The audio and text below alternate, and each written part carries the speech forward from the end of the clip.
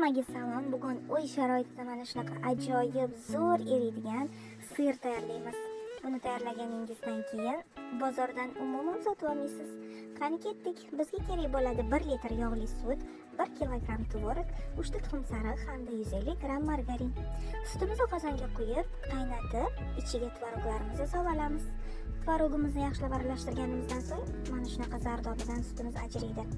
So'ng ularni bo'shatib, ajratib, tavamizga sariyog' solib eritib olamiz. Suvi oqqan tvorogimizni solib, yaxshilab aralashtiramiz. Tabga ko'ra tuz va ozgina choyni soda solamiz. 3 ta tuxum sarig'ini qo'shib, sirimiz eriguncha yaxshilab aralashtirib olamiz. Mana shunaqa tayyor holatga keladi.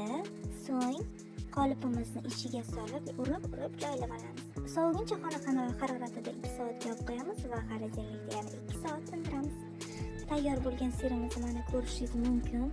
Buni zavtrikka, pitssalarga va yana boshqa narsalarga bemalol ishlatib iste'mol qilishingiz mumkin. Siz ham tayyorlab ko'ring. Juda ham mazali chiqadi, yoqimli ishtaha. Yaqinlaringizga jo'natib qo'ying va kanalimga obuna bo'ling.